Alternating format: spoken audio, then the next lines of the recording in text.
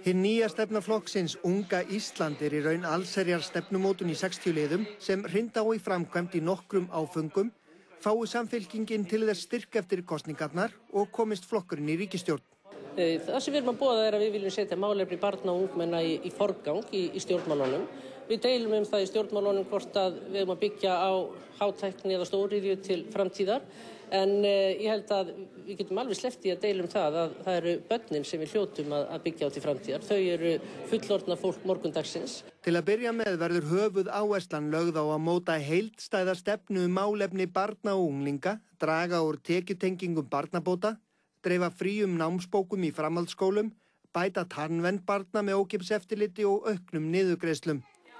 Að auki á að koma á foreldraráðgjöf og fræðslu allt land, jafna tækifæri barna innflytjenda, auka fræðslu og forvarnir, hvað sem gegn vímuefnum eða kynferðisofbeldi og síðast en ekki síst vill Samfylkingin á víðtækri samstöðu styttri vinnuviku í því skyni að auka samvistir foreldra og barna.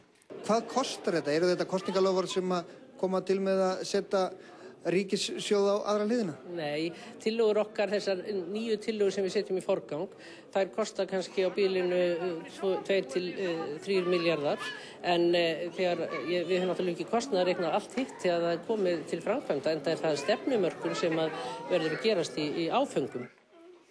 Brottkast